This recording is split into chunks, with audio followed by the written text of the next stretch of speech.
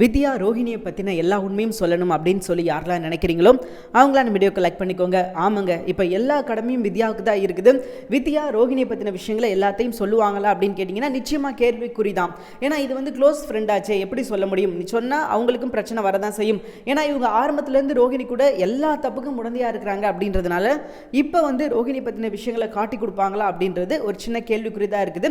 பார்க்கலாம் என்ன பண்ணுறாங்க அப்படின்னு சொல்லிட்டு. இன்னைக்கு எபிசோட் ஆரம்பிக்கும் போது நம்ம மீனா கிட்ட இருந்து தான் ஆரம்பிக்கிறாங்க. மீனா நம்ம முத்துவுக்காக போய் அந்த இன்ஸ்பெக்டர் இருக்கார் இல்லையா, அவரோட மனைவிட்ட போய் பேசுறாங்க. என்ன சொல்றாங்க அப்படின்னா, அவர் வந்து ஒரு நல்ல விஷயத்துக்காக தான் உண்மையை போனாரு அப்படின்ற மாதிரி சொல்லி முத்து செஞ்ச தவற அவங்க கிட்ட எடுத்து சொல்றாங்க. அவர் பண்ணது தப்பாவே இருந்தாலும் அதுல ஒரு சின்ன நல்ல நோக்கம் இருந்ததுமா அப்படின்ற மாதிரி சொல்ல அவங்களும் நம்ம மீனா சொன்னதை கேட்குறாங்க. அப்படியா, ஓகேப்பா, நான் வந்து என்னோட கணவர்கிட்ட பேசுறேன் அப்படின்னு சொல்றாங்க. அதுக்கப்புறம் என்ன சொல்றாங்க அப்படின்னா, இன்னும் கொஞ்ச நேரம் நீ வெயிட் பண்ணனா அவரே வந்துருவார்மா, நீ அவர்கிட்டயே பேசிட்டு போயிறேன் அப்படின்ற மாதிரி சொல்ல, ஸோ இன்னும் கொஞ்சம் நேரம் வெயிட் பண்ணி இப்போ மீனா என்ன பண்ண போகிறாங்க அப்படின்னா முத்துவுக்காக போய் பேச போகிறாங்க. கொஞ்சம் நேரம் வெயிட் பண்ணுறாங்க. அதுக்கப்புறம் அந்த இன்ஸ்பெக்டர் வராரு. வந்தவொடனே அவர்கிட்ட பேசுகிறாங்க. சார், இந்த மாதிரி அவர் பண்ணது தப்பு தான் சார், பட் அதில் ஒரு நல்ல விஷயத்துக்காக தான் பண்ணார். அவங்க அப்பா வந்து இறந்துட்டாராம், காரில் வந்து ஒரு பேசஞ்சரோட அப்பா. ஸோ சரியான நேரத்துக்கு கொண்டு போய் விட்டால் தான் பண்ண வேண்டிய விஷயங்கள்லாம் பண்ண முடியும் அப்படின்றதுனால இந்த ஒரு முறை அவரை மன்னிச்சு விட்டுருங்க அப்படின்ற மாதிரி சொல்ல, உன் புருஷனுக்கு இதே வேலையாக போயிடுச்சுமா, அவன் பண்ணுறது நல்ல விஷயங்களாக இருந்தாலும் அதை எப்பயுமே ஏன் சட்டத்தை மீறியே செஞ்சுக்கிட்டு இருக்கான் அப்படின்ற மாதிரி கொஞ்சம் திட்டிட்டு என்ன பண்ணுறாரு அப்படின்னா, கவலைப்படாதமா, பார்த்துக்கலாம், ஒன்றும் பிரச்சனை கிடையாது அப்படின்ற மாதிரி சொல்லிட்டு மீனாவை அனுப்பி விட்டுறாங்க. அப்படியே அடுத்த கட்டில் நம்ம ரோஹிணியை காட்டிக்கிட்டு இருக்காங்க. ரோஹிணி வந்து நல்லா குரட்டை விட்டு தூங்கிட்டு இருக்காங்க. ஜம்முன்னு தூக்கம், சரியான தூக்கம் அப்படின்னு சொல்லலாம். ஆழ்ந்த நித்திரையில் இருக்காங்க. அப்போ மனோஜ் பட்டையெல்லாம் போட்டுட்டு கையில் பெரம்பெடுத்துட்டு வந்துட்டாரு. இப்போ அடிக்கவா வேணாமா அப்படின்ற ஒரு சந்தேகம். ஏன்னா நல்லா ரோஹிணி தூங்கிட்டு இருக்காங்க. இந்த நேரம் அடித்தோம் அப்படின்னா நிச்சயமாக ரோஹிணி பாவம் அப்படின்னு சொல்லிட்டு அவர் வந்து யோசிச்சுக்கிட்டே என்னடா பண்ணலாம் அப்படின்னு யோசிச்சுட்டு, அதுக்கு அம்மா தான் சரியான ஆளு, அவங்ககிட்டே போய் கேள்வி கேட்டுருவோம், ரோஹிணி அடிக்கலாமா வேணாமா அப்படின்னு சொல்லிட்டு இப்போ எப்படி கேட்குறாரு அப்படின்னா, 2 விரலை காமிச்சு, ஏமா அந்த 2 விரலில் ஒரு விரலை தொடு அப்படின்ற மாதிரி சொல்கிறாரு. எதற்காக அப்படின்னு பார்த்தீங்கன்னா, ஒரு விரலில் அடிக்கலாம், இன்னொரு விரலில் அடிக்க வேணாம் அப்படின்னு சொல்லி 2 ஆப்ஷன் அவரே ஃபிக்ஸ் பண்ணிட்டாரு. ஸோ விஜயா கேட்குறாங்க, என்ன ஆப்ஷன்ரா இது அப்படின்ற மாதிரி கேட்குறாங்க.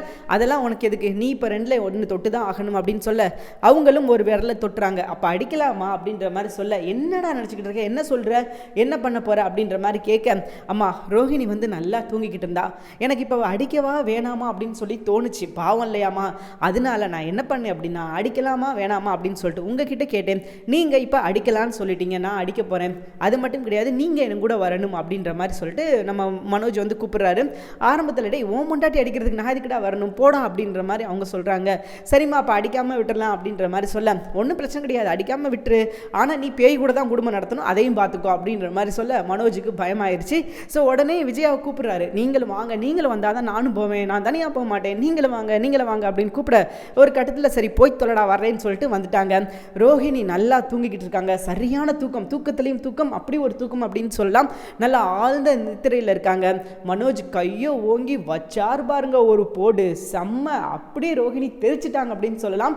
அழுதுட்டாங்க, எந்திரிச்சு ஐயோ ஏண்டா இப்படி பண்ணுறீங்க அப்படின்னு சொல்லிட்டு அழுக ஆரம்பிச்சிட்டாங்க. அவங்களுக்கு வந்து திருடனுக்கு தேல் கொட்டின மாதிரி அந்த விஷயம் உண்மைன்னு சொல்ல முடியல, பொய்ன்னு சொல்ல முடியல, நீங்கள் பண்ணுறது தப்பு, நான் வந்து எங்கள் அப்பாவே சாகலை அப்படின்ற விஷயத்த வெளியே சொல்ல முடியல. ஸோ அதனால திருடனுக்கு தேல் கொட்டின மாதிரி இப்போ கம்முன்னு இருக்க வேண்டிய இடத்துல தான் நம்ம ரோஹிணி இருக்காங்க.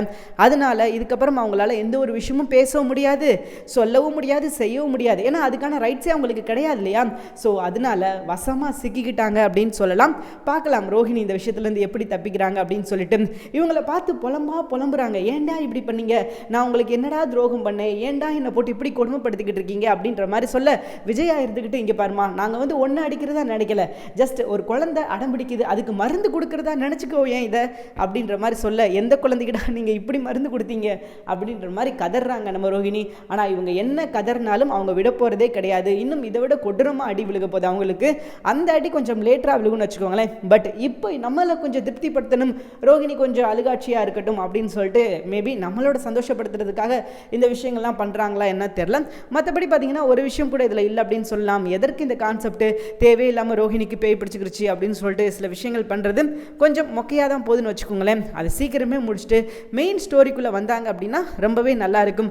அதை விட்டுட்டு இன்னும் ரோஹிணிக்கு பேய் பிடிச்சிருக்குது அப்படின்ற கான்செப்ட் இன்னும் 3 நாள் கிட்டத்தட்ட அதுதான் கொண்டு போகிறாங்கன்னு வச்சுக்கோங்களேன்.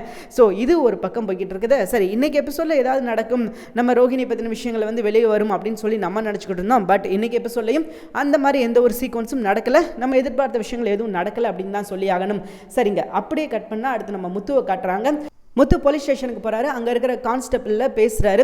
சார், என்னோட காரை கொடுக்க சொல்லுங்கள் சார், நான் ஒரு நல்ல விஷயத்துக்காக தான் சார் பண்ணேன் அப்படின்ற மாதிரி சொல்ல, அப்புறம் நிறையா விஷயங்கள் பேசுகிறாரு. பேசிட்டு இன்னொரு விஷயம் என்ன சொல்கிறார் அப்படின்னா, எல்லா தொழிலையும் பிரச்சனை இருக்குது சார், உங்கள் தொழிலில் தான் போட்டியே கிடையாது அப்படின்ற மாதிரி சொல்ல, இந்த வாய்க்கு தாண்டா நீ அவன் கூட வம்புழுத்துக்கிட்டு இருக்க, இங்கே பாருப்பா, நீ போலீஸ்காரன்னு அடித்தது தப்பு சரியா, அவங்ககிட்ட நீ இப்படி நடந்திருக்க கூடாது, ஒரு மன்னிப்பு தானே கேட்டு விட்டு போயிடு, ஏன்னா இது நாளை 2 பேருக்கும் பிரச்சனை ஆகிக்கிட்டே தான் இருக்கும் அப்படின்ற மாதிரி சொல்லி, கான்ஸ்டபிள் நீ கொஞ்சம் நேரம் வெளியே நில்லு, இன்ஸ்பெக்டர் வருவார், நீ அவர்கிட்ட போய் பேசுப்பா அப்படின்ற மாதிரி சொல்லி இவரை வெளியே அனுப்பிடுறாரு. முத்துவும் வெளியே வெயிட் பண்ணிக்கிட்டு இருக்காரு, இன்ஸ்பெக்டர் எப்படா வருவார் அப்படின்னு சொல்லிட்டு. ஸோ கொஞ்சம் நேரத்தில் பார்த்தீங்கன்னா இன்ஸ்பெக்டர் வராரு. இன்ஸ்பெக்டர் வர முத்து பின்னாடியே போகிறாரு. ஐயா ஐயா ஐயா ஐயா ஐயா அப்படின்னு சொல்லிட்டு அவர் கண்டுக்கிடாமல் உள்ளே போயிட்டாரு. உள்ளே போனோடனே தான் அங்கே கேஸை வந்து விசாரிக்கிறாரு. அருண்குமார் இங்கே வாங்க அப்படின்ற மாதிரி கூப்பிட்டு, என்னப்பா உங்கள் 2 பேருக்கு என்ன தான் பிரச்சனை, இது வந்து அவ்வளோ பெரிய விஷயம் கிடையாது, ஒன்வேல போயிருக்கிறாங்க அப்படின்னா நீ என்ன பண்ணியிருந்துருக்கணும், ஃபைன் போட்டு விட்டுருக்கணும், ஆனால் நீ எதுக்காக காரையே சீஸ் பண்ணிட்டு வந்த அப்படின்ற மாதிரி கேட்குறாரு. உடனே முத்து இருந்துக்கிட்டு, ஆமாம் சார் கேளுங்க சார், நல்லா கேளுங்க சார் அப்படின்ற மாதிரி சொல்ல, இங்கே பாரு நீ பண்ணது தப்பு தான், நீ அமைதியாயிரு அப்படின்ற மாதிரி சொல்லிட்டு, ஏன் அருண்குமார் உங்கள் சட்டையை பிடிச்சிட்டார் அப்படின்றதுனால இன்னும் முன்விரோதத்தில் தான் இருக்கீங்களா, போலீஸ்காரருக்கு அப்படிலாம் இருக்கக்கூடாது அப்படின்ற மாதிரி சொல்லிட்டு நீங்கள் முதல்ல கார் சாவியை கொடுங்க அப்படின்ற மாதிரி சொல்கிறாரு. அதற்கு அந்த அருண்குமார் சொல்கிறாரு, சார் அப்படிலாம் கொடுக்க முடியாது சார், அப்படிலாம் கொடுக்கக்கூடாது சார் அப்படின்னு ஆரம்பத்தில் சொன்னாலும் இவர் ரொம்ப கம்பல் பண்ணி சொல்கிறாரு, உங்களோட சுயநலத்துக்காக நீங்கள் இந்த போஸ்ட்டை நீங்கள் தப்பாக பயன்படுத்தக்கூடாது அருண்குமார், முதல்ல அவரோட சாவி எடுத்து அவர்கிட்ட கொடுங்க, ஏன்னா அவர் மேலே தப்பு இருந்தாலும் நீங்கள் ஃபைன் தான் போட்டிருக்கணும், ஃபைன் என்னவோ அதை போட்டுட்டு அவரோட கார் எடுத்து கொடுங்க, இது அவ்வளோ பெரிய கேஸ் கிடையாது இல்லையா, ஸோ காரை சீஸ் பண்ண காரை கொடுங்க அப்படின்ற மாதிரி சொல்ல, சீஸ் பண்ண காரை முத்துக்கிட்ட கொடுக்க வேண்டிய ஒரு சூழ்நிலை வந்துருச்சு. ஸோ இந்த முறையும் முத்து ஜெயிச்சிட்டார். ஏற்கனவே அருண்குமாருக்கும் இவருக்கும் நடந்த ஒரு இஷ்யூவில் நம்ம முத்து தான் ஜெயிச்சாரு. ஸோ அதே மாதிரி இந்த முறையும் அவர் செஞ்சுட்டாரு. அவர் பண்ணதுக்கு பின்னாடி ஒரு தப்பு இருந்தாலும் ஆனால் அதற்கான காரணங்கள் அப்படின்றது ஒரு நியாயமானதாக இருக்கிறது அப்படின்றதுனால ஒவ்வொரு முறையும் நம்ம முத்து தப்பிச்சுக்கிட்டு இருக்காரு. பட் என்னைக்கு வசமாக சிக்க போகிறார் அப்படின்னு சொல்லி தெரியல. அருணும் ரொம்ப வெறித்தனமாக தான் வெயிட் பண்ணிக்கிட்டு இருக்கான். டே நீ எவ்வளோ தூரம் ஆடுறியோ ஆடுறா, நானும் பார்த்துக்கிட்டே தான் இருக்கேன், நீ என்னைக்காவது ஒரு நாள் என்கிட்ட சிக்கவை பார்த்தியா, அன்னைக்கு உனக்கு இருக்குது அப்படின்ற மாதிரி வார்த்தைக்கு வார்த்தை சொல்லிக்கிட்டு இருக்கான். இன்றைக்கி சாவி கொடுக்கும்போது பார்த்தீங்கன்னா 2 பேருக்கும் இடையில அப்படியே முட்டல் மோதல் பாப்பமா அப்படின்னு சொல்லிட்டு, ஏன்னா அது போலீஸ் ஸ்டேஷனாக இல்லைன்னா 2 பேரும் மல்லு கட்டியிருப்பாங்க. அந்த அளவுக்கு பார்த்தீங்கன்னா 2 பேரும் ஒருத்தரை ஒருத்தர் பார்த்து அப்படியே முறைச்சிக்கிட்டு அப்படியே கோவமாக ஒரு ஆக்ரோஷமாக இருக்கிறாங்க. பட் இது எங்கே போய் முடிய போகுது அப்படின்னு சொல்லி தெரியல. கண்டிப்பாக 2 பேரும் ஃப்ரெண்டாக போகிறாங்க அப்படின்றது நல்லாவே தெரியுது. ஏன்னா நிச்சயமாக முத்துவுக்கு இவரோட உதவி தேவைப்பட போகுது. ஏதோ ஒரு விஷயத்தில் ஏதோ ஒரு இடத்துல முத்து இவருக்கு உதவி செஞ்சு இவரை ஃப்ரெண்டாக்கிக்க போகிறாரு. இதுதான் நடக்க போகுதுன்னு வச்சுக்கோங்களேன். சரிங்க, அப்படியே எங்கிட்ட வந்தீங்க அப்படின்னா ரோஹிணி பிரச்சனை, அந்த பிரச்சனை அது தனியாக போய்கிட்டு இருக்குது. முத்துவுக்கு வந்து இப்போ ரொம்ப சந்தோஷம். எதற்காக அப்படின்னா மீனா தான் நமக்காக போய் பேசியிருக்கா அப்படின்ற விஷயத்த போலீஸ் இன்ஸ்பெக்டரே சொல்கிறாரு. இங்கே பார்ப்பா, இதுதான் உனக்கு ஃபஸ்ட் அண்ட் லாஸ்ட்டு, ஸோ இந்த மாதிரி இந்த விஷயத்த பண்ணாத, இதுக்கப்புறம் நீ பண்ணுன அப்படின்னா நிச்சயமாக நான் ஹெல்ப் பண்ண மாட்டேன் அப்படின்ற மாதிரி சொல்லிட்டு, சரி இதுக்கப்புறம் வந்து உன்னோட மனைவியெல்லாம் வீட்டுக்கு பேச அனுப்பாத, நீ பண்ண தப்புக்காக அப்படின்ற மாதிரி சொல்ல, அப்போ தான் முத்துவுக்கு ஒரு விஷயம் தெரியுது, மீனா தான் போய் பேசியிருக்கிறாங்க அப்படின்னு சொல்லிட்டு. ஸோ உடனே மீனாவுக்கு கால் பண்ணி, மீனா மீனா மீனா நான் போலீஸ் ஸ்டேஷனுக்கு வந்திருக்கேன் மீனா அப்படின்ற மாதிரி கேட்க, ஓ அப்படியா, அங்கே எதுக்கு போனீங்க அப்படின்ற மாதிரி சொல்லி கேட்குறாங்க. அதற்கு வந்து முத்து இருந்துக்கிட்டு, இல்லை மீனா காரை எடுக்க சொல்லிட்டேன், காரை எடுத்துட்டேன் அப்படின்ற மாதிரி சொல்ல, காரை எதுக்கு எடுத்தீங்க, போலீஸ்காரங்க கொடுக்காம நீங்களா எதுக்கு உங்கள் காரை எடுத்தீங்க அப்படின்ற மாதிரி கேட்க, எல்லாம் தெரியாத மாதிரி நடிக்காத மீனா, நீ தான் போலீஸ் இன்ஸ்பெக்டர்கிட்ட பேசினியாம்ல, தேங்க்ஸ் மீனா அப்படின்ற மாதிரி சொல்லி சந்தோஷப்பட்டுக்கிறாரு. ஸோ முத்து என்னதான் கோவக்காரராக இருந்தாலும் கல்லுக்குள் ஈரம் மாதிரி அவர் மனசுக்குள்ளே சில ஈரங்கள் இருக்க தான் செய்யுது. ஸோ ஆனால் அது கோவம் படும்போது அது வந்து அப்படியே மறைஞ்சிருது, அந்த விஷயங்கள் வந்து தெரிய மாட்டேங்குது. முத்து வந்து அவரை ஒரு வில்லன் மாதிரி காமிச்சுக்கிறாரு. எப்போல்லாம் அவர் கோவப்படுறாரோ அப்போல்லாம் அவர் வந்து ஒரு வில்லன் மாதிரி மாறிடுறாரே தவிர்த்த உண்மையிலே அவர் ஒரு வில்லன் கிடையாது, ஒரு நல்ல மனுஷன் அப்படின்னு சொல்லி தான் ஆகணும். நிச்சயமாக முத்து இதுக்கப்புறம் என்ன விஷயம் செய்ய போகிறாரு, ஏன்னா முத்து இதுக்கப்புறம் செய்ய போகிற விஷயங்கள் ரொம்ப பயங்கரமான விஷயங்களாக இருக்கும். அதே மாதிரி தாங்க இங்கே ரவி சுருதி இவங்களோட இஷ்யூ தனி இஷ்யூவாக போய்கிட்டு போய்கிட்டு இருக்குது. என்ன அப்படின்னா அவங்க வந்து அவங்களோட திருமண நாள் வருது இல்லையா, அதற்கு வந்து ஃபங்க்ஷன் மாதிரி வச்சு நல்லா கிராண்டாக செலிப்ரேட் பண்ணணும் அப்படின்னு சொல்லி அவங்க ஆசைப்பட்டாங்க. ஸோ அதே மாதிரி 2 பேரும் சேர்ந்து பிளான் பண்ணி அழகாக ஏற்பாடு பண்ணுறாங்க. அண்ட் வீட்டில் உள்ள எல்லாருக்கும் வந்து இன்விடேஷனை கொடுக்குறாங்க. இந்தாங்க பிடிங்க, எல்லோரும் நீங்கள் வந்துடணும் அப்படின்ற மாதிரி சொல்லிட்டு ரொம்ப சந்தோஷப்பட்டு இன்விடேஷன்லாம் கொடுக்குறாங்க. அதே மாதிரி முத்துவுக்கு ஒரு ரோல் இருக்குது, நம்ம மீனாவுக்கு ஒரு ரோல் இருக்குது, அண்ட் நம்ம மனோஜ் ரோஹிணி கூட ஒரு ரோல் இருக்குதுன்னு வச்சுக்கோங்களேன். ஆனால் மனோஜுக்கு பெருசாக எந்த ரோலும் கிடையாது. ஏன்னா மனோஜ் வேஸ்ட் அப்படின்றது முத்துக்கு நல்லாவே தெரியும். இவங்ககிட்ட எந்த வேலை கொடுத்தாலும் செய்ய மாட்டா அப்படின்றது நல்லாவே தெரியும். ஸோ அதனால அவருக்கு பெருசாக எந்த வேலையெல்லாம் கொடுக்கலன்னு வச்சுக்கோங்களேன். இப்போ என்ன பஞ்சாயத்து நடக்குது அப்படின்னு பார்த்தீங்கன்னா, எல்லாரோட பேரும் பத்திரிகையில் போட்டிருக்காரு. எல்லாரும் வந்து கிராண்டாக செலிப்ரேட் பண்ணணும் அப்படின்னு சொல்லிட்டு ஒரு நல்ல ஒரு சின்ன ஃபங்க்ஷன் மாதிரி ரெடி பண்ணியிருக்காங்க. ஸோ அடுத்து இந்த ஃபங்க்ஷனும் நடக்க போகுதுன்னு வச்சுக்கோங்களேன். இந்த ஃபங்க்ஷனில் தாங்க நம்ம ரோஹிணியோட முகத்திரை கிளியறதுக்கான வாய்ப்பு ரொம்ப அதிகமாக இருக்குது. பார்க்கலாம் முத்து இந்த முறை வந்து ஜெயிக்கிறாரா அப்படின்னு சொல்லிட்டு. ஸோ இந்த முறை அவர் ஜெயிக்கிறதுக்கான வாய்ப்பு இருக்குதா அப்படின்றது இனி வர எபிசோட நிச்சயமாக தெரியும். ஏன்னா அவர் வந்து எல்லா விஷயத்திலும் ரோஹிணிக்கு எதிராக செய்யும் போது தோத்துக்கிட்டே தான் இருக்காரு.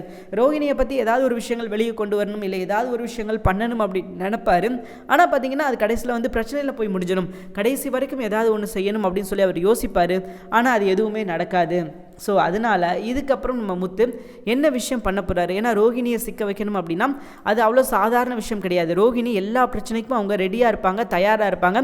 எப்போ என்ன நடக்கும் அப்படின்றது அவங்களுக்கு நல்லாவே தெரியும். ஸோ அதே மாதிரி தாங்க இப்போது சத்யா விஷயத்துலேயும் அவங்களுக்கு தெரியும் அடுத்து இதுதான் நடக்கும், நிச்சயமாக முத்து இப்படி ஒரு பிரச்சனையை கொண்டு வருவான் அப்படின்றது அவங்களுக்கு நல்லாவே தெரியும். அதனால அதுக்கும் அவங்க ப்ரிப்பராக தான் இருப்பாங்க. நீ என்ன பிரச்சனையை கொண்டு வரணுமோ கொண்டு வா, நான் பார்த்துக்கிறேன் அப்படின்னு சொல்லிட்டு அவங்க அந்த பிரச்சனைக்கும் அவங்க ரெடியாக தான் இருக்க போகிறாங்க. முத்து தேவையே இல்லாமல் அசிங்கப்பட போகிறாரு. முத்து வந்து ஆதாரம் இருக்குதான், இந்த விஷயத்தில் சத்யா மேலே தப்பு இருக்குதா, உண்மை என்ன அப்படின்றத அவர் தெரிஞ்சிருக்கணும். சத்யா மேலே 100% தப்பு இருக்குது. ஸோ அதனால் இந்த விஷயத்தை வேறு மாதிரி நம்ம முத்து டீல் பண்ணியிருந்துருக்கலாம். ஆனால் அவர் அதை விட்டுட்டு அவர் பண்ண விஷயங்கள் ரொம்பவே தப்பாக போய் முடிஞ்சிருச்சு அப்படின்னு தான் சொல்லி ஆகணும். முத்து மட்டும் இந்த விஷயத்தை பண்ணாமல் இருந்தார் அப்படின்னா ரொம்பவே நல்லா இருந்திருக்கும். அதை விட்டுட்டு ரோஹிணியை மாட்டி விட போகிறேன் அப்படின்னு சொல்லி சில சேட்டைகள் பண்ணதுனால இப்போ அந்த பிரச்சனை எப்படி வந்து முடிஞ்சிருக்குது அப்படின்னு பார்த்தீங்கன்னா எல்லா பிரச்சனைக்கும் முத்து தான் காரணம் அப்படின்ற மாதிரி முடிஞ்சிருச்சு. அது என்ன அப்படின்னு கேட்டிங்கன்னா, ரோஹிணியை பற்றின விஷயங்களை வந்து வித்யா கிட்ட போய் கேட்குறாரு.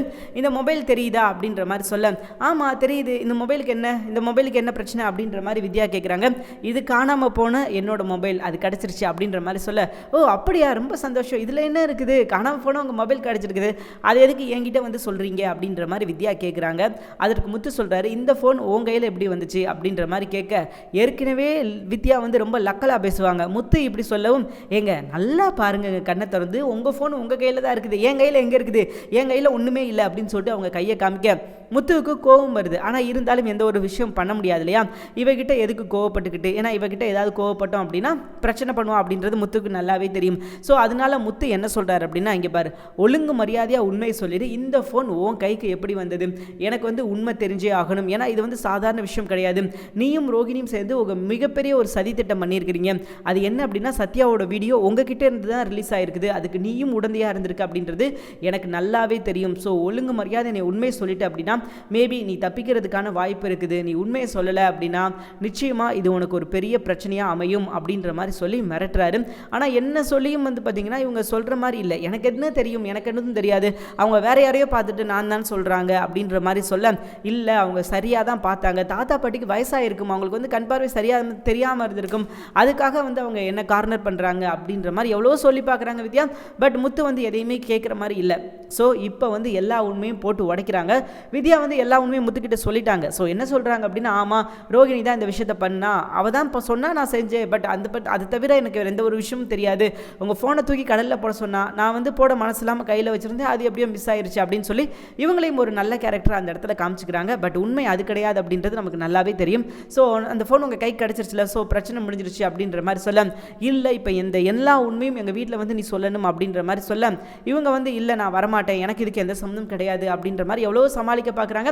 பட் முத்து விட மாட்டேங்கிறாரு, இந்த உண்மையை நீ வீட்டில் வந்து சொல்லணும் அப்படின்ற மாதிரி சொல்கிறாரு.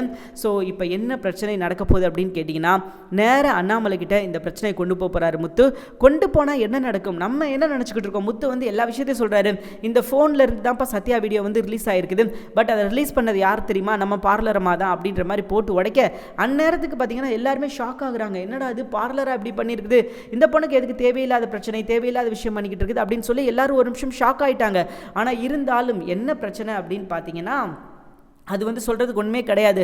ரோகிணி வந்து அப்பயும் பொறுமையாக தான் இருக்கிறாங்க. ஒவ்வொரு குற்றச்சாட்டாக பார்த்தீங்கன்னா அடிக்கிக்கிட்டே போகிறாங்க. முத்து மீனா ரோகிணி தான் பண்ணியிருக்கா, ரோகிணி தான் சிட்டி கூட சேர்ந்து இந்த விஷயத்தை கொண்டு வந்திருக்கா அப்படின்ற மாதிரி எல்லா விஷயத்தையும் சொல்லிக்கிட்டே போகிறார் முத்துவும். ரோகிணி மேலே எல்லாருக்கும் கோவம் வந்துக்கிட்டே இருக்குது. ஸோ ஒரே வீட்டுக்குள்ளே வந்துட்டு இவங்க இப்படி பண்ணிட்டாங்களே அப்படின்னு சொல்லி எல்லாருமே ரோகிணியை வந்து தப்பாக நினச்சிக்கிட்டு இருக்காங்க. எல்லாருமே வந்து ரோகிணி மேலே ஒரு பாயிண்ட் ஆஃப் வியூவில் ஒரு சில ஃபிக்ஸ் பண்ணிட்டாங்க. ஸோ ரோகிணி இப்படிப்பட்டவ அப்படின்னு சொல்லிட்டு அவங்க பாட்டுக்கு பாயிண்ட் ஆஃப் வியூவில் எல்லாரும் ரோகிணியை பற்றின விஷயங்களை யோசிக்க ஆரம்பிச்சிட்டாங்க. இதில் என்ன ட்விஸ்ட் அப்படின்னா, பொறுமையாக இருந்த ரோகிணி கடைசியாக பேச ஆரம்பிக்கிறாங்க. எல்லாரும் பேசிட்டீங்களா, கோவப்பட்டீங்களா? ஏன்னா எல்லாரும் வந்து ரோகிணியை பார்த்து கேட்குறாங்க, ஏமா நீ இப்படி பண்ண, என்ன விஷயத்துக்காக நீ இப்படி பண்ண அப்படின்ற மாதிரி எல்லாரும் கேட்க ரோகிணி வந்து அந்நேரத்துக்கு எதுவுமே பேசலை. ரொம்ப அமைதியாக, ரொம்ப பொறுமையாக, ரொம்ப கேர்ஃபுல்லாக பாதுகாத்துக்கிட்டு இருக்காங்க. நீங்கள் பேசுங்கடா, பேசுங்க, நீங்கள் எவ்வளோ தூரம் பேச முடியுமோ பேசுங்கடா, நான் பார்த்துக்கிறேன் அப்படின்ற மாதிரி சொல்லிட்டு கடைசியில் எடுத்தாங்க பாருங்க ஒரு ஸ்டாண்டு. ஒரு நிமிஷம் நானே ஆடி போயிட்டேன் அப்படின்னு சொல்லலாம். ஏன்னா இப்படி ஒரு ஸ்டாண்ட் அவங்க எடுப்பாங்க அப்படின்னு சொல்லி நான் கொஞ்சம் கூட யோசிக்கல. அவங்க என்ன பண்ணிட்டாங்க அப்படின்னா, ஐயா இங்கே பாருங்கள், இப்படி ஒரு சம்பவம் நடந்தது உண்மைதான், நான் இல்லைன்னு சொல்லலை, அது நான் மறுக்கவும் இல்லை. பட் என்ன நடந்ததுன்னு தெரியாமல் நீங்கள் பேசாதீங்க. அப்படி என்ன சம்பவம் நடந்துச்சு தெரியுமா அப்படின்ற மாதிரி சொல்லிட்டு நடந்த விஷயங்கள் எல்லாத்தையும் சொல்கிறாங்க. முத்துவுக்கு இந்த உண்மை ஏற்கனவே தெரியும். அவர் ஏன் இந்த உண்மையை மறைச்சாரு அப்படின்னா, மீனாவுக்காகவும் மீனாவோட குடும்பத்துக்காகவும் சத்யா பண்ண தப்பு வெளியே வரக்கூடாது அப்படின்னு சொல்லி நினச்சாரு. எனக்கு வந்து ஆன்ட்டியை ரொம்ப பிடிக்கும், ஆன்ட்டி மேலே பாசமாக இருந்தேன், ஆன்ட்டிக்கு ஒரு ஆபத்து அப்படின்னா என்னால் வந்து பார்த்துக்கிட்டு சும்மா இருக்க முடியாது அப்படின்னு சொல்லிட்டு விஜயாவுக்கு ஐஸ் வைக்க ஆரம்பிச்சிட்டாங்க. ஆன்ட்டி மட்டும் அன்னைக்கு கீழே விழுந்திருந்து தலையில் அடிபட்டு அவங்க கோமா ஸ்டேஜ் அந்த மாதிரி ஏதாவது ஒரு சம்பவம் நடந்திருந்துன்னா இந்த உண்மை வெளியே வந்திருக்குமா? வெளியவே வந்திருந்திருக்காது. ஏன்னா இவங்க எல்லாம் சேர்ந்து மறைச்சிருப்பாங்க. இவங்க வந்து ஒரு சுயநலிவாதி கூட்டம், இவங்க நல்லா இருக்கணும் அப்படின்றதுக்காக யாரை வேணா என்ன வேணா பண்ணுவாங்க. இன்னைக்கு இந்த விஷயம் வந்து நான் வெளியே கொண்டு வரல அப்படின்னா அது கடைசி வரைக்கும் தெரியாமல் தானே இருந்திருக்கும். சத்யா இப்படி ஒரு விஷயத்தை பண்ணா அப்படின்னு சொல்லிட்டு ஸோ நான் வெளியே கொண்டு வந்திருக்கேன் அப்படின்னா இந்த பிரச்சனையை ஏன் கொண்டு வந்தேன் தெரியுமா? அதெல்லாம் ஆண்டிக்காக தான், ஆண்டியோட நலனுக்காக மட்டும்தான் நான் யோசிச்சுக்கிட்டு இருக்கேன். நீங்கள் முத்து, நீங்கள் ஏன் முத்து இப்படி இருக்கிறீங்க? உங்கள் அம்மா தானே, இவங்க தானே உங்களை பெற்றாங்க, நீங்கள் இவங்களுக்கு தானே விசுவாசமாக இருந்திருக்கணும், உண்மையாக இருந்திருக்கணும். எதுக்காக நீங்கள் சத்யாவுக்கு விசுவாசமாக உங்கள் மனைவிக்கு உண்மையாக இருந்தீங்க?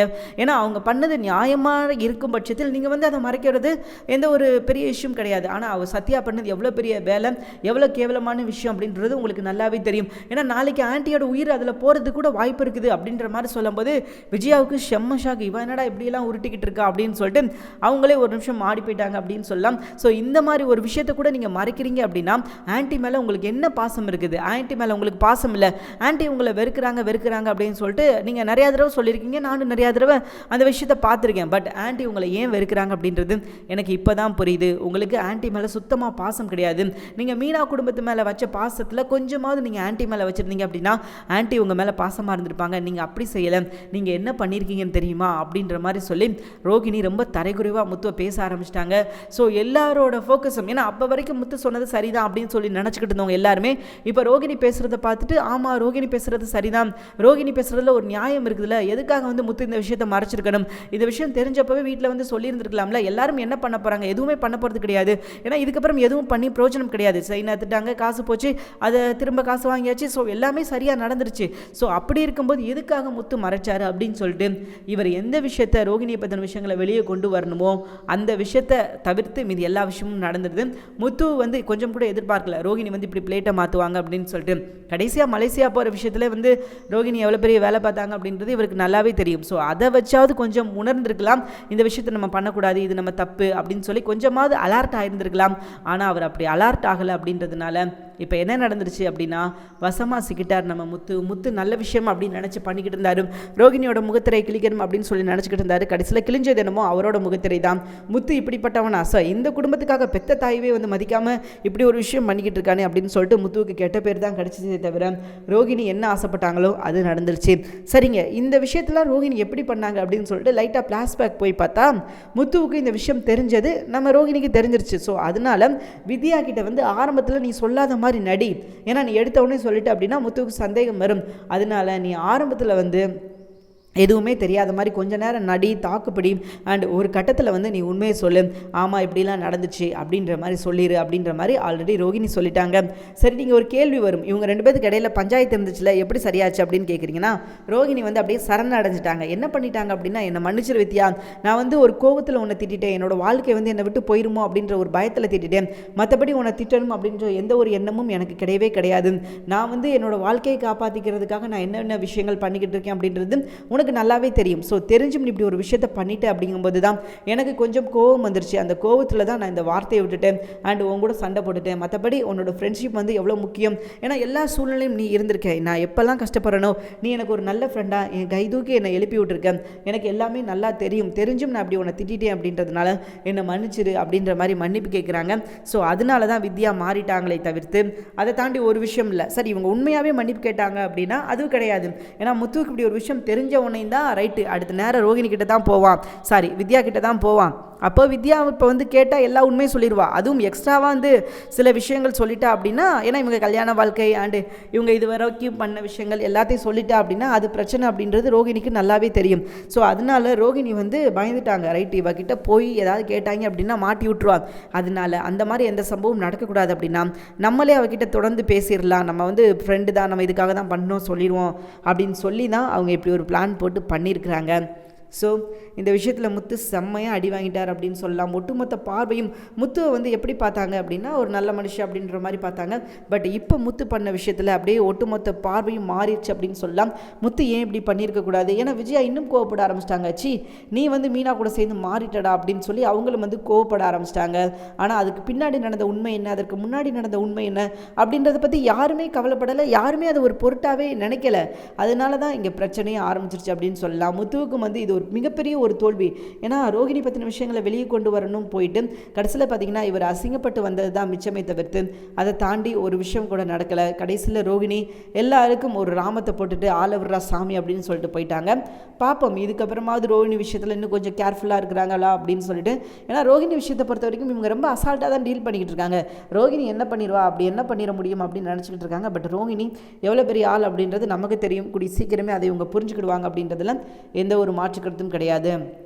சரிங்க, இப்போ வரைக்கும் பார்த்தீங்கன்னா எபிசோடு ரொம்ப நல்லா தான் போய்கிட்டு இருக்குது. இதுக்கப்புறம் நல்லா தான் போகும்னு வச்சுக்கோங்களேன். ஆனால் ரோகிணி பற்றின விஷயங்கள் வெளியே வருமா அப்படின்றது நம்ம எதிர்பார்ப்பு இருக்கு இல்லையா, அதை மட்டும் நடக்க விடாமல் இப்போ வரைக்கும் பார்த்துக்கிட்டு இருக்காங்க.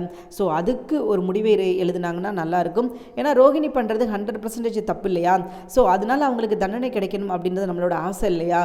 ஸோ அது நடக்கணும் இல்லையா, நம்ம எதிர்பார்த்து காத்திருக்கோம் இல்லையா. கொஞ்சம் சீக்கிரம் மனசு வைக்கணும் இல்லையா, மனசு வச்சு நீங்கள் பண்ணுற விஷயங்களை சீக்கிரம் பண்ணுங்கப்பா அப்படின்ற மாதிரி தான் இருக்குது. பார்க்கலாம் இதுக்கப்புறம் ரோகிணி சிக்கிறாங்களா இல்லை அப்படின்னா தப்பிக்கிறாங்களா அப்படின்றது இனி வர எபிசோடில் தெரியும். எது எப்படியோங்க. தேங்க்யூ ஃபார் வாட்சிங். நிச்சயமாக இந்த வீடியோ உங்களுக்கு பிடிச்சிருக்கும் அப்படின்னு சொல்லி நான் நம்புறேன். இந்த வீடியோ உங்களுக்கு பிடிச்சிருந்துச்சுன்னா மறக்காம லைக் பண்ணிக்கோங்க. நம்ம சேனலில் நீங்கள் இன்னும் சப்ஸ்கிரைப் பண்ணலையா மறக்காம சப்ஸ்கிரைப் பண்ணுங்கள். கூடவே பக்கத்தில் இருக்கிற பெல் ஐக்கானை கிளிக் பண்ணிக்கோங்க. தேங்க்யூ.